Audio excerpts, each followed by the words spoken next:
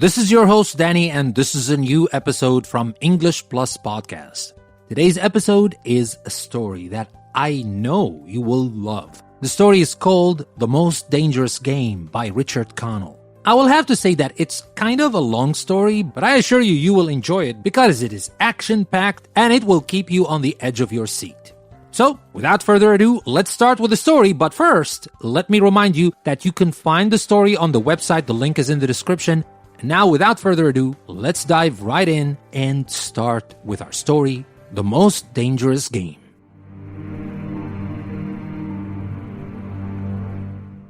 Out there to the right, somewhere, is a large island, said Whitney. It's rather a mystery. What island is it? Rainsford asked. The old charts call it Ship Trap Island, Whitney replied. A suggestive name, isn't it? Sailors have a curious dread of the place. I don't know why. Some superstition. Can't see it, remarked Rainsford, trying to peer through the dank tropical night that was palpable as it pressed its thick, warm blackness in upon the yacht. You've good eyes, said Whitney with a laugh. And I've seen you pick off a moose moving in the brown fall bush at 400 yards, but even you can't see 4 miles or so through a moonless Caribbean night. Nor 4 yards, admitted Rainsford. Ugh, it's like moist black velvet. It will be light enough in Rio, promised Whitney. We should make it in a few days. I hope the Jaguar guns have come from Purdy's. We should have some good hunting up the Amazon. Great sport, hunting. The best in the world, agreed Rainsford. For the hunter, amended Whitney, not for the Jaguar. Don't talk rot, Whitney, said Rainsford. You're a big game hunter, not a philosopher. Who cares how a Jaguar feels? Perhaps the Jaguar does, observed Whitney. Bah, they've no understanding. Even so, I rather think they understand one thing. Fear. The fear of pain and the fear of death. Nonsense, laughed Rainsford. This hot weather is making you soft, Whitney. Be a realist. The world is made up of 2 classes, the hunters and the huntees. Luckily, you and I are hunters. Do you think we've passed this island yet? I can't tell in the dark. I hope so. Why? Asked Rainsford. The place has a reputation. A bad one. Cannibals? Suggested Rainsford. Hardly. Even cannibals wouldn't live in such a god-forsaken place. But it's gotten into sailor lore somehow. Didn't you notice that the crew's nerves seemed a bit jumpy today? They were a bit strange, now you mention it, even Captain Nielsen. Yes, even that tough-minded old Swede who'd go up to the devil himself and ask him for a light, those fishy blue eyes held a look I never saw there before. All I could get out of him was, "This place has an evil name among seafaring men, sir." Then he said to me very gravely, "Don't you feel anything?" As if the air about us was actually poisonous. Now you mustn't laugh when I tell you this. I did feel something like a sudden chill. There was no breeze. The sea was as flat as plate glass window. We were drawing near the island then. What I felt was a mental chill, a sort of sudden dread. Pure imagination, said Rainsford. One superstitious sailor can taint the whole ship's company with his fear. Maybe. But sometimes I think sailors have an extra sense that tells them when they are in danger. Sometimes I think evil is a tangible thing with wavelengths, just as sound and light have. An evil place can, so to speak, broadcast vibrations of evil. Anyhow, I'm glad we're getting out of this zone. Well, I think I'll turn in now, Rainsford.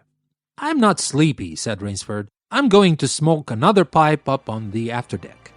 Good night then, Rainsford. See you at breakfast. Right. Good night, Whitney.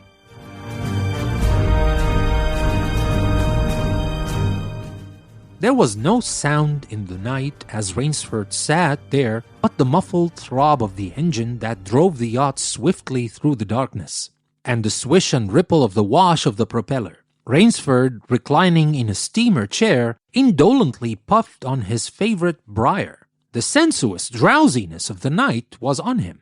It's so dark, he thought, that I could sleep without closing my eyes. The night would be my eyelids. An abrupt sound startled him. Off to the right he heard it, and his ears, expert in such matters, could not be mistaken. Again he heard the sound, and again. Somewhere off in the blackness, Someone had fired a gun 3 times. Rainsford sprang up and moved quickly to the rail, mystified. He strained his eyes in the direction from which the reports had come, but it was like trying to see through a blanket. He leaped upon the rail and balanced himself there to get greater elevation. His pipe, striking a rope, was knocked from his mouth. He lunged for it. A short, hoarse cry came from his lips as he realized he had reached too far and had lost his balance. The cry was pinched off short as the blood-warm waters of the Caribbean Sea closed over his head. He struggled up to the surface and tried to cry out, but the wash from the speeding yacht slapped him in the face, and the salt water in his mouth made him gag and strangle. Desperately, he struck out with strong strokes after the receding lights of the yacht, but he stopped before he had swum 50 feet.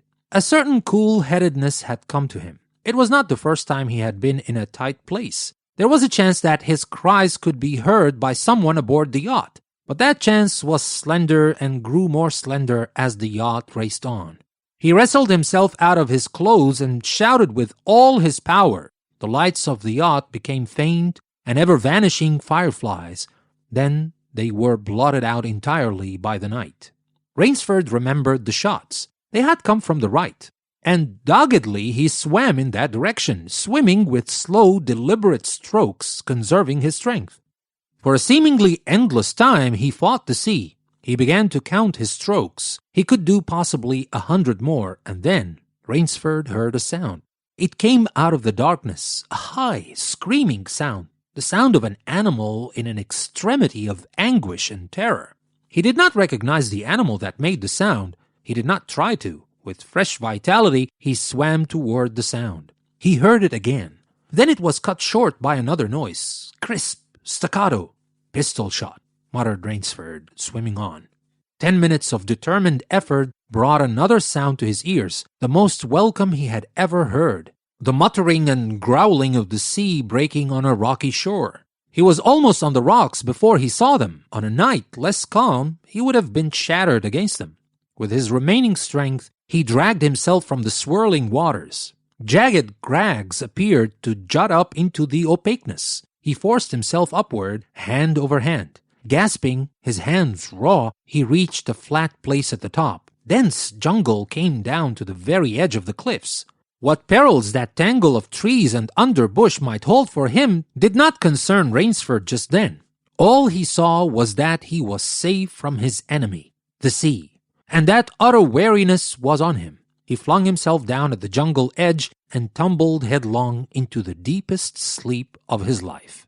When he opened his eyes, he knew from the position of the sun that it was late in the afternoon. Sleep had given him new vigor. A sharp hunger was picking at him. He looked about him almost cheerfully. Where there are pistol shots, there are men. Where there are men, there is food, he thought. But what kind of men, he wondered, in so forbidding a place? An unbroken front of snarled and ragged jungle fringed the shore. He saw no sign of a trail through the closely knit web of weeds and trees. It was easier to go along the shore, and Rainsford floundered along by the water. Not far from where he had landed, he stopped. Some wounded thing. By the evidence, a large animal had thrashed about in the underbush. The jungle weeds were crushed down, and the moss was lacerated. One patch of weeds was stained crimson. A small, glittering object not far away caught Rainsford's eye, and he picked it up. It was an empty cartridge. At 22, he remarked. That's odd. It must have been a fairly large animal, too. The hunter had his nerve with him to tackle it with a light gun. It's clear that the brute put up a fight. I suppose the first 3 shots I heard was when the hunter flushed his quarry and wounded it. The last shot was when he tailed it here and finished it. He examined the ground closely and found what he had hoped to find, the print of hunting boots. They pointed along the cliff in the direction he had been going. Eagerly he hurried along, now slipping on a rotten log or a loose stone, but making headway. Night was beginning to settle down on the island. Bleak darkness was blacking out the sea and jungle when Rainsford sighted the lights. He came upon them as he turned a crook in the coastline, and his first thought was that he had come upon a village, for there were many lights. But as he forged along, he saw to his great astonishment that all the lights were in one enormous building, a lofty structure with pointed towers plunging upward into the gloom. His eyes made out the shadowy outlines of a palatial chateau. It was set on a high bluff, and on 3 sides of it cliffs dived down to where the sea licked greedy lips in the shadows. Mirage, thought Rainsford. But it was no mirage, he found, when he opened the tall spiked iron gate. The stone steps were real enough. The massive door with the leering gargoyle for a knocker was real enough. Yet about it all hung an air of unreality. He lifted the knocker, and it creaked up stiffly as if it had never before been used. He let it fall, and it startled him with its booming loudness. He thought he heard steps within. The door remained closed. Again, Rainsford lifted the heavy knocker and let it fall. The door opened as suddenly as if it were on a spring, and Rainsford stood blinking in the river of glaring gold light that poured out. The first thing Rainsford's eyes discerned was the largest man Rainsford had ever seen. A gigantic creature, solidly made and black-bearded to the waist. In his hand, the man held a long-barreled revolver, and he was pointing it straight at Rainsford's heart. Out of the snarl of beard, 2 small eyes regarded Rainsford. "Don't be alarmed," said Rainsford with a smile which he hoped was disarming. "I'm no robber. I fell off a yacht. My name is Sanger Rainsford of New York City." The menacing look in the eyes did not change. The revolver pointed as rigidly as if the giant were a statue. He gave no sign that he understood Rainsford's words, or that he had even heard them. He was dressed in uniform, a black uniform trimmed with gray astrakhan. "I'm Sanger Rainsford of New York," Rainsford began again. "I fell off a yacht. I am hungry." The man's only answer was to raise with his thumb the hammer of his revolver. Then Rainsford saw the man's free hand go to his forehead in a military salute, and he saw him click his heels together and stand at attention. Another man was coming down the board marble steps, an erect, slender man in evening clothes. He advanced to Rainsford and held out his hand. In a cultivated voice marked by a slight accent that gave it added precision and deliberateness, he said, "It is a very great pleasure and honor to welcome Mr. Sanger Rainsford, the celebrated hunter, to my home." Automatically, Rainsford shook the man's hand.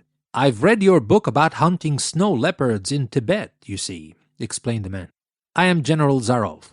Rainsford's first impression was that the man was singularly handsome. His second was that there was an original, almost bizarre quality about the general's face. He was a tall man past middle age, for his hair was a vivid white, but his thick eyebrows and pointed military mustache were as black as the night from which Rainsford had come. His eyes, too, were black and very bright. He had high cheekbones, a sharp-cut nose, a spare, dark face, the face of a man used to giving orders, the face of an aristocrat.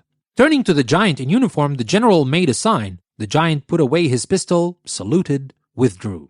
"Ivan is an incredibly strong fellow," remarked the general, "but he has the misfortune to be deaf and dumb. A simple fellow, but I'm afraid, like all his race, a bit of a savage." "Is he Russian?"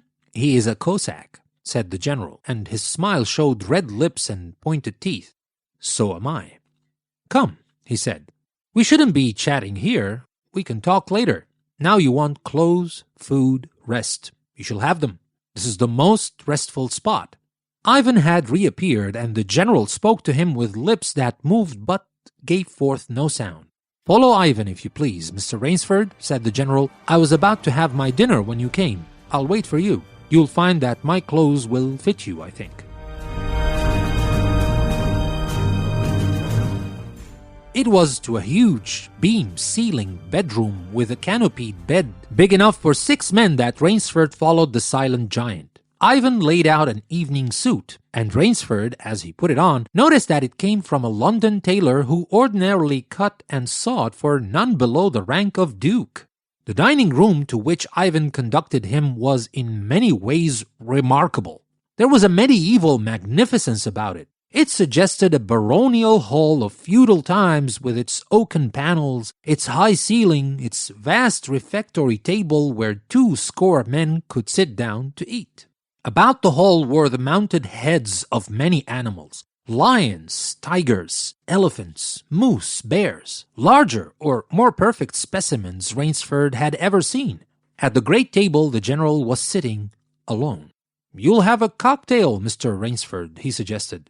The cocktail was surpassingly good, and Rainsford noted the table appointments were of the finest: the linen, the crystal, the silver, the china. They were eating borscht, the rich red soup with whipped cream so dear to Russian palates. Half apologetically, General Zaroff said, "We do our best to preserve the amenities of civilization here. Please forgive any lapses. We are well off the beaten track, you know. Do you think the champagne has suffered from its long ocean trip?" "Not in the least," declared Rainsford. He was finding the general a most thoughtful and affable host, a true cosmopolite. But there was one small trait of the general's that made Rainsford uncomfortable. Whenever he looked up from his plate, he found the general studying him, appraising him narrowly. "Perhaps," said General Zaroff, "you were surprised that I recognized your name. You see, I read all books on hunting published in English, French, and Russian. I have but one passion in my life, Mr. Rainsford, and it is the hunt." "You have some wonderful heads here," said Rainsford as he ate a particularly well-cooked filet mignon. "That Cape buffalo is the largest I ever saw."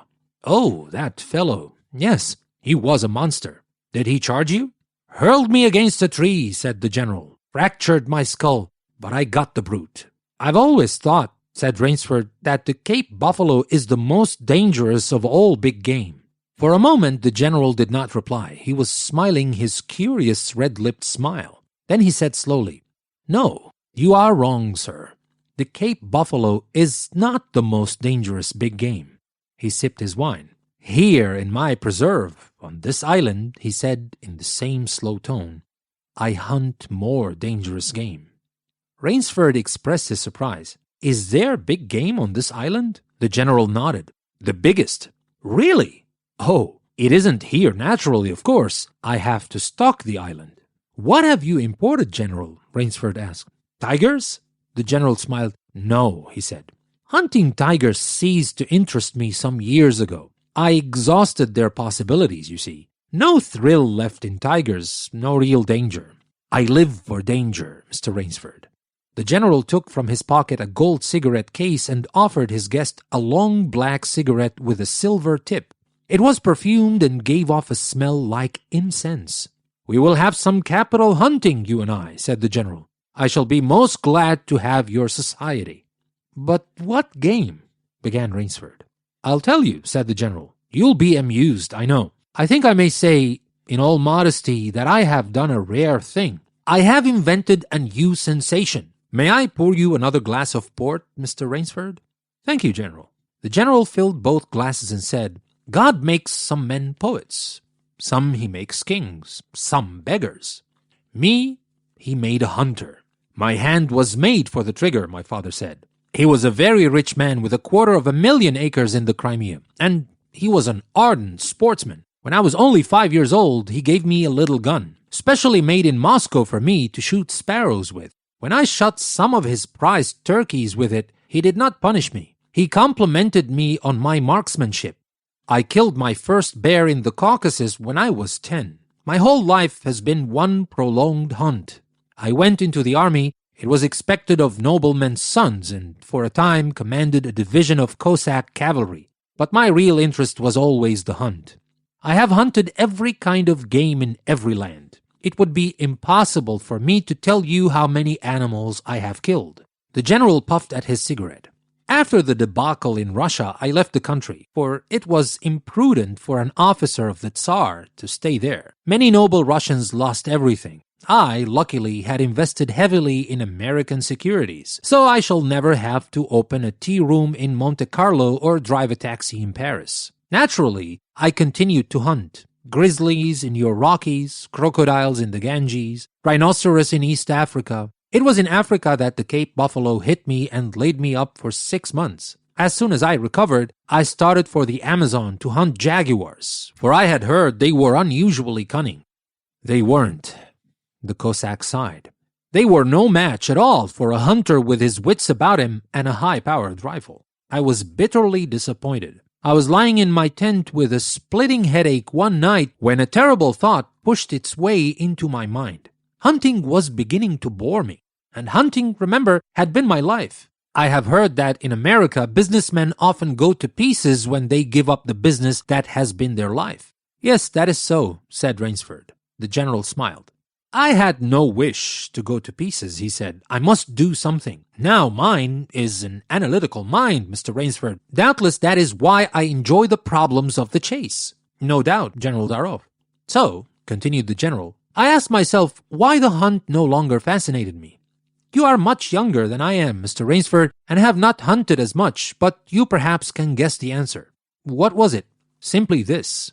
Hunting had ceased to be what you call a sporting proposition. It had become too easy. I always got my quarry. Always. There is no greater bore than perfection. The general lit a fresh cigarette. No animal had a chance with me anymore. That is no boast. It is a mathematical certainty. The animal had nothing but his legs and his instinct. Instinct is no match for reason. When I thought of this, it was a tragic moment for me, I can tell you. Rainsford leaned across the table, absorbed in what his host was saying. It came to me as an inspiration what I must do, the general went on. And that was? The general smiled, the quiet smile of one who has faced an obstacle and surmounted it with success. I had to invent a new animal to hunt, he said. A new animal? You're joking. Not at all, said the general. I never joke about hunting. I needed a new animal. I found one. So I bought this island, built this house, and here I do my hunting. The island is perfect for my purposes. There are jungles with a maze of trails in them, hills, swamps. But the animal, General Zarov? Oh, said the general, it supplies me with the most exciting hunting in the world. No other hunting compares with it for an instant. Every day I hunt, and I never grow bored now, for I have a quarry with which I can match my wits. Rainsford's bewilderment showed in his face. I wanted the ideal animal to hunt, explained the general. So I said, what are the attributes of an ideal quarry? And the answer was, of course, it must have courage, cunning, and above all, it must be able to reason. But no animal can reason, objected Rainsford. My dear fellow, said the general, there is one that can. But you can't mean, gasped Rainsford. And why not? I can't believe you're serious, General Zarov. This is a grisly joke. Why should I not be serious? I am speaking of hunting. Hunting? Good God, General Zarov, what you speak of is murder. The general laughed with entire good nature. He regarded Rainsford quizzically. I refuse to believe that so modern and civilized a young man as you seem to be harbors romantic ideas about the value of human life. Surely your experiences in the war did not make me condone cold-blooded murder, finished Rainsford stiffly. Laughter shook the general. How extraordinarily droll of you, he said. One does not expect nowadays to find a young man of the educated class, even in America, with such a naive and, if I may say so, mid-Victorian point of view. It's like finding a snuff box in a limousine. Ah, well, doubtless you had Puritan ancestors. So many Americans appear to have had. I'll wager you'll forget your notions when you go hunting with me. You've a genuine new thrill in store for you, Mr. Rainsford. Thank you. I'm a hunter, not a murderer. Stay with us. We'll be right back. Looking to enhance your English skills while exploring a world of knowledge? Then English Plus Podcast website is just for you. Dive into diverse topics ranging from science to literature, history to business, and myths to modern insights. Each episode from our podcast or article from our magazine is a journey of learning and discovery, designed to not only improve your language skills, but also broaden your understanding of the world. Join us at English Plus Podcast, where language meets limitless learning. Tune in today and take your English to the next level. Visit EnglishPlusPodcast.com to start your journey. English Plus Podcast, language, learning, enlightenment. Never stop learning with English Plus.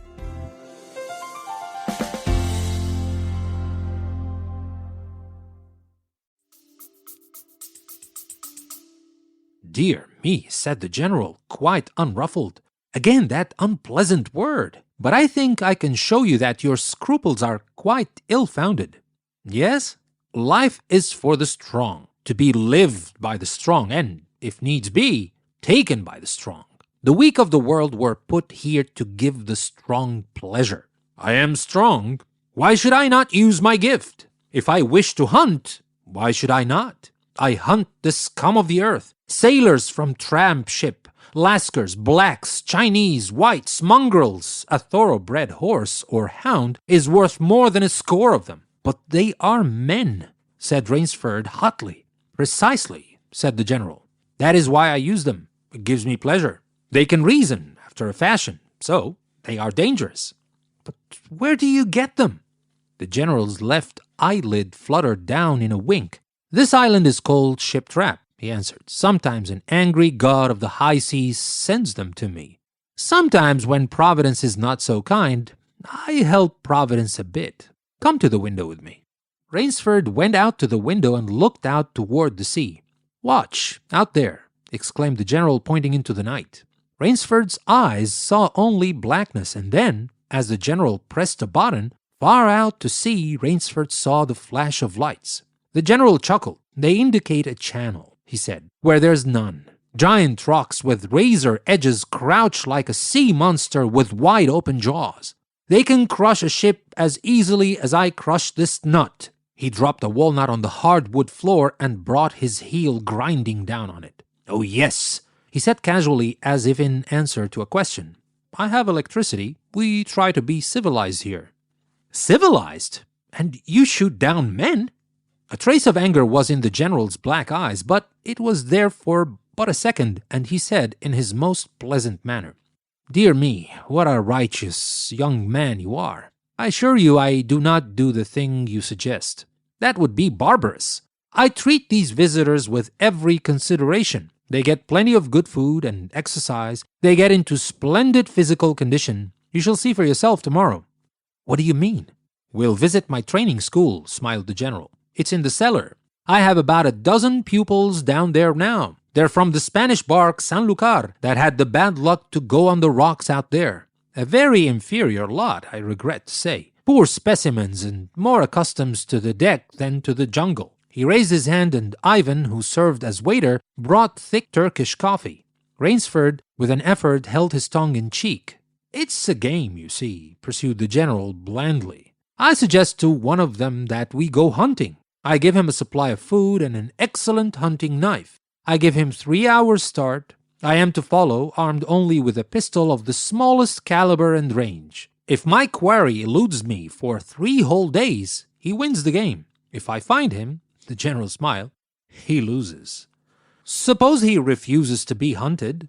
Oh, said the general, I give him his option, of course. He need not play that game if he doesn't wish to.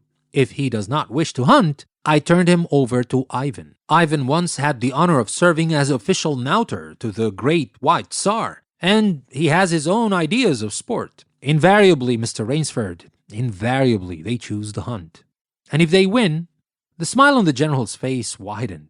To date, I have not lost, he said. Then he added hastily, I don't wish you to think me a braggart, Mr. Rainsford. Many of them afford only the most elementary sort of problem. Occasionally I strike a Tartar. One almost did win. I eventually had to use the dogs. The dogs? This way, please. I'll show you. The general steered Rainsford to a window. The lights from the window sent a flickering illumination that made grotesque patterns on the courtyard below, and Rainsford could see moving about there a dozen or so huge black shapes. As they turned toward him, their eyes glittered greenly. A rather good lot, I think, observed the general. They are let out at 7 every night. If anyone should try to get into my house or out of it, something extremely regrettable would occur to him. He hummed a snatch of a song from the Folies Bergères. And now, said the general, I want to show you my new collection of heads. Will you come with me to the library? I hope, said Rainsford, that you will excuse me tonight, General Zaroff. I'm really not feeling at all well. Ah, indeed, the general inquired solicitously. Well, I suppose that's only natural after your long swim. You need a good, restful night's sleep.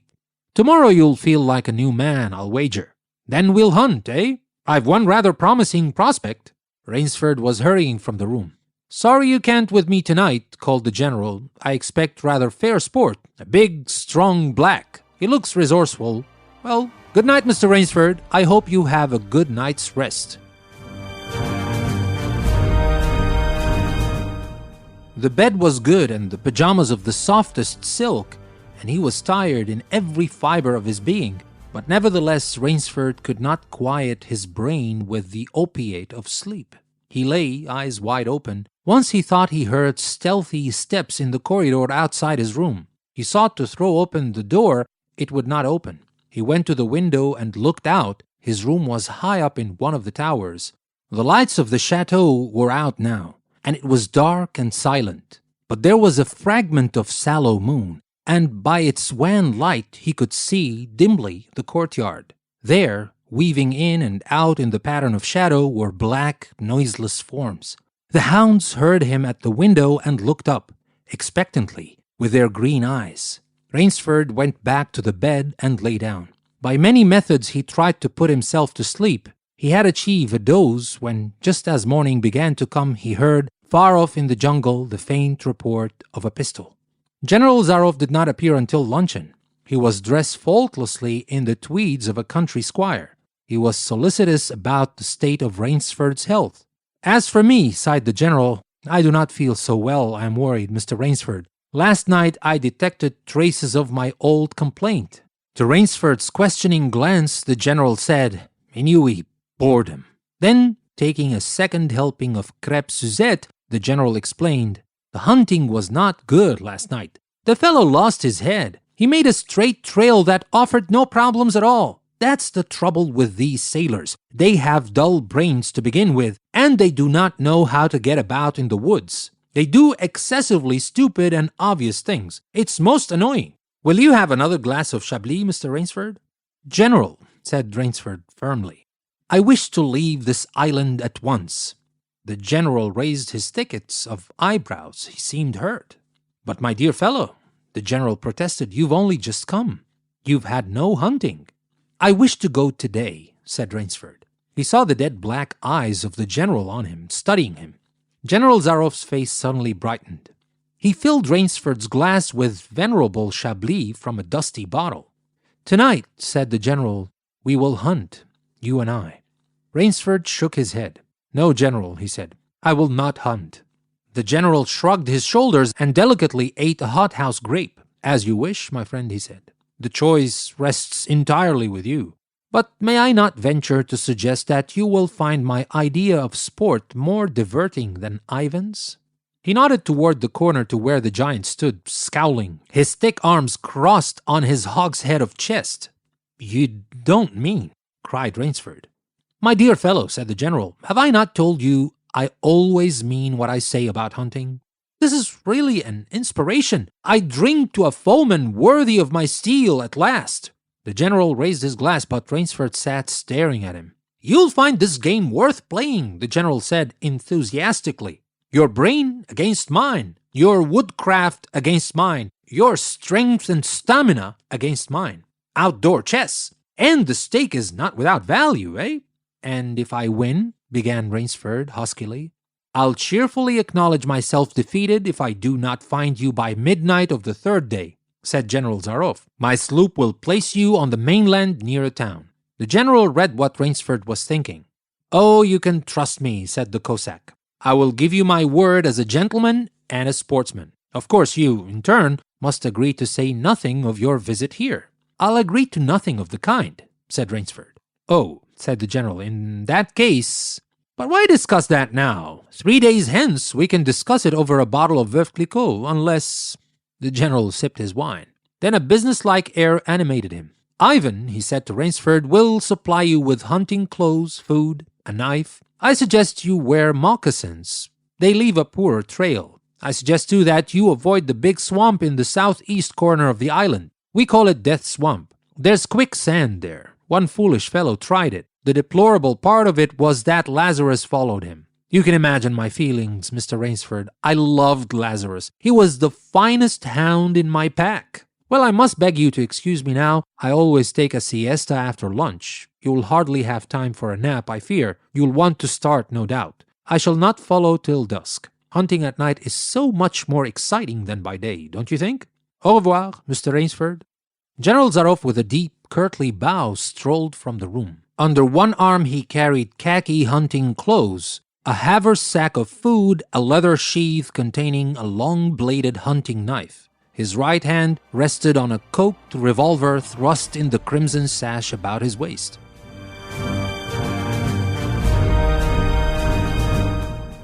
Rainsford has fought his way through the bush for 2 hours. I must keep my nerve. I must keep my nerve, he said through tight teeth. He had not been entirely clear-headed when the chateau gate snapped shut behind him. His whole idea at first was to put distance between himself and General Zaroff, and to this end he had plunged along, spurred on by the sharp growls of something very like panic. Now he had got a grip on himself, had stopped, and was taking stock of himself and the situation.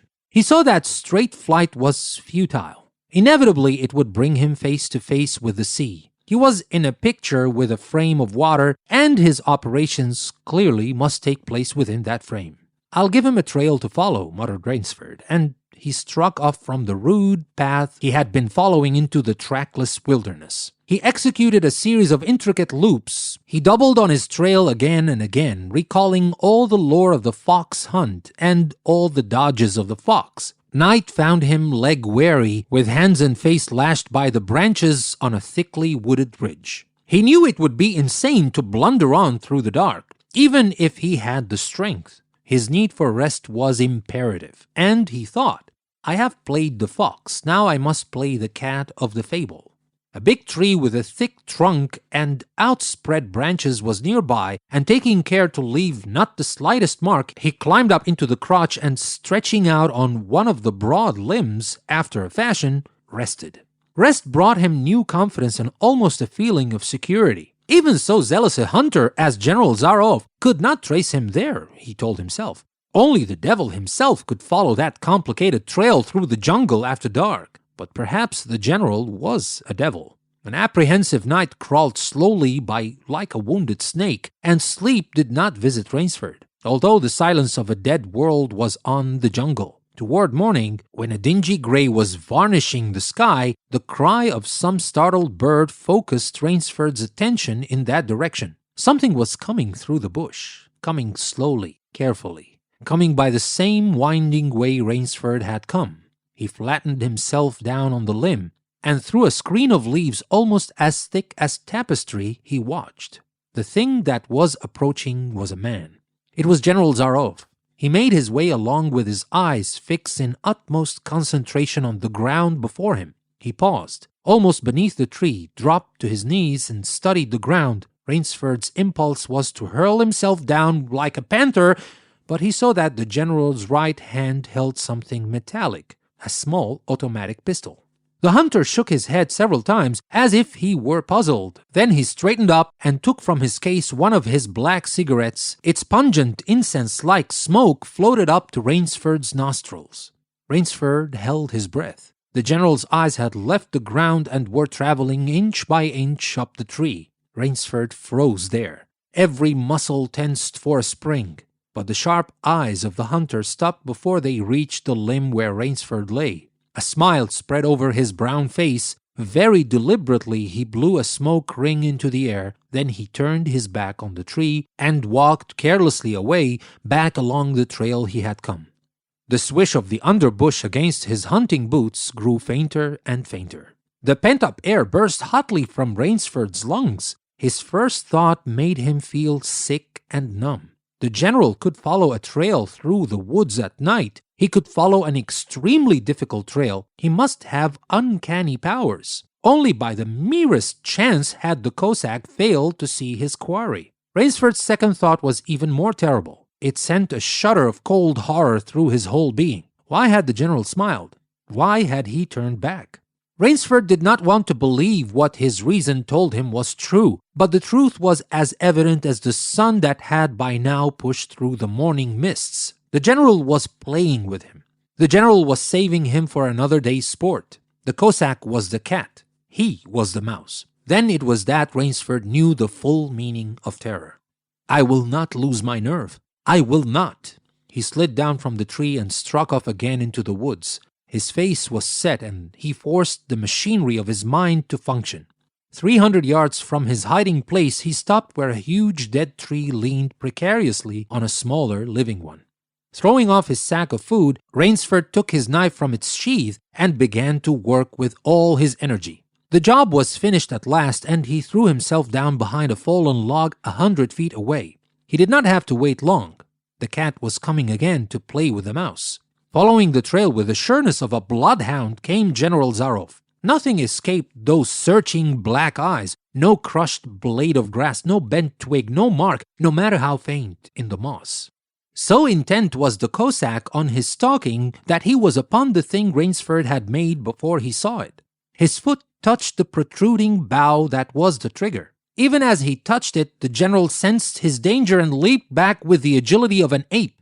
But he was not quite quick enough. The dead tree, delicately adjusted to rest on the cut living one, crashed down and struck the general a glancing blow on the shoulder as it fell. But for his alertness, he must have been smashed beneath it. He staggered, but he did not fall, nor did he drop his revolver. He stood there, rubbing his injured shoulder, and Rainsford, with fear again gripping his heart, heard the general mocking laugh ring through the jungle. "Rainsford," called the general, "if you are within sound of my voice, as I suppose you are, let me congratulate you.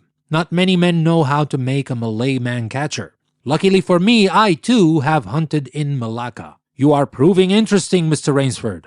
I'm going now to have my wound dressed. It's only a slight one, but I shall be back. I shall be back."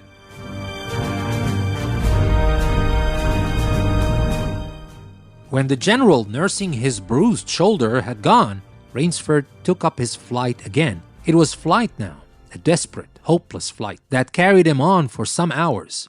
Dusk came, then darkness, and still he pressed on.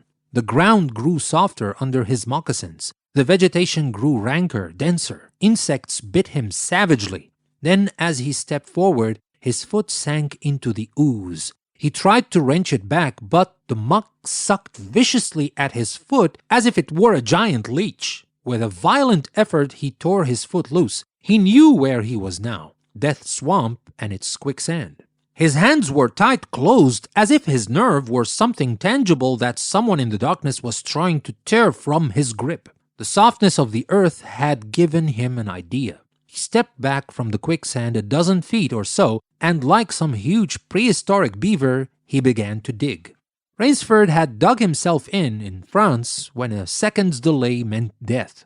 That had been a placid pastime compared to his digging now. The pit grew deeper. When it was above his shoulders, he climbed out and from some hard saplings cut stakes and sharpened them to a fine point.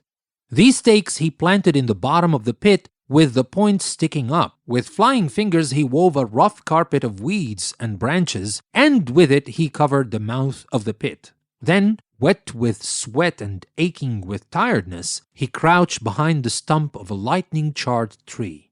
He knew his pursuer was coming. He heard the padding sound of feet on the soft earth, and the night breeze brought him the perfume of the general's cigarette. It seemed to Rainsford that the general was coming with unusual swiftness. He was not feeling his way along, foot by foot. Rainsford, crouching there, could not see the general, nor could he see the pit. He lived a year in a minute. Then he felt an impulse to cry aloud with joy, for he heard the sharp crackle of the breaking branches as the cover of the pit gave way. He heard the sharp scream of pain as the pointed stakes found their mark. He leaped up from his place of concealment, then he cowered back. 3 feet from the pit, a man was standing with an electric torch in his hand.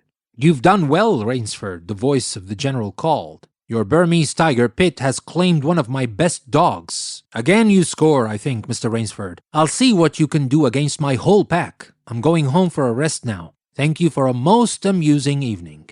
At daybreak, Rainsford, lying near the swamp, was awakened by a sound that made him know that he had new things to learn about fear. It was a distant sound, faint and wavering, but he knew it. It was the baying of a pack of hounds. Rainsford knew he could do one of two things. He could stay where he was and wait. That was suicide. He could flee. That was postponing the inevitable. For a moment he stood there thinking. An idea that held a wild chance came to him, and tightening his belt, he headed away from the swamp. The baying of the hounds grew nearer, then still nearer. Nearer. Ever nearer.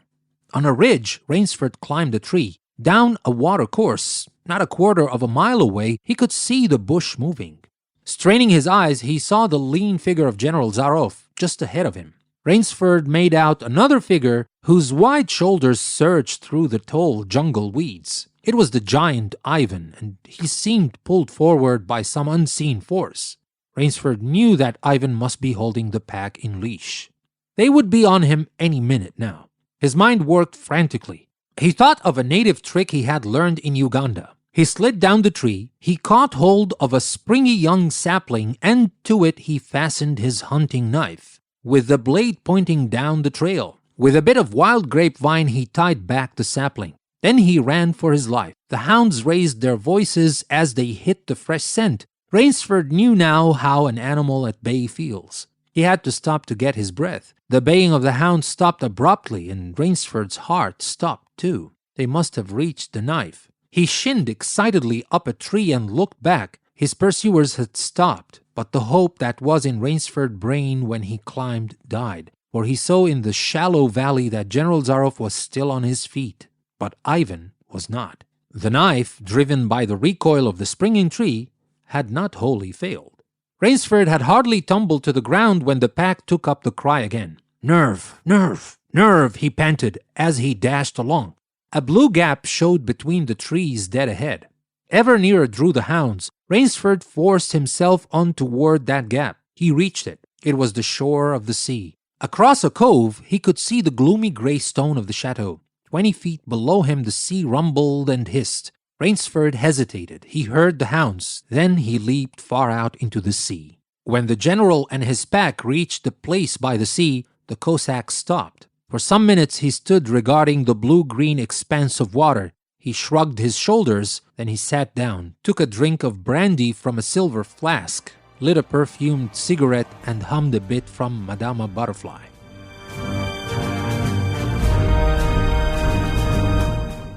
General Zaroff had an exceedingly good dinner in his great paneled dining hall that evening. With it he had a bottle of Paul Roger and half a bottle of Chambertin. Two slight annoyances kept him from perfect enjoyment. One was the thought that it would be difficult to replace Ivan. The other was that his quarry had escaped him. Of course, the American hadn't played the game. So thought the general as he tasted his after-dinner liqueur. In his library he read, to soothe himself, from the works of Marcus Aurelius. At 10 he went up to his bedroom. He was deliciously tired, he said to himself, as he locked himself in. There was a little moonlight, so before turning on his light, he went to the window and looked down at the courtyard. He could see the great hounds, and he recalled "better luck another time" to them. Then he switched on the light. A man who had been hiding in the curtains of the bed was standing there. "Rainsford!" screamed the general. "How in God's name did you get here?" "Swam," said Rainsford. "I found it quicker than walking through the jungle." The general sucked in his breath and smiled. "I congratulate you," he said. "You have won the game." Rainsford did not smile. "I'm still a beast at bay," he said in a low, hoarse voice. "Get ready, General Zaroff." The general made one of his deepest bows. "I see," he said. "Splendid. One of us is to furnish a repast for the hounds. The other will sleep in this very excellent bed. On guard, Rainsford." He had never slept in a better bed, Rainsford decided.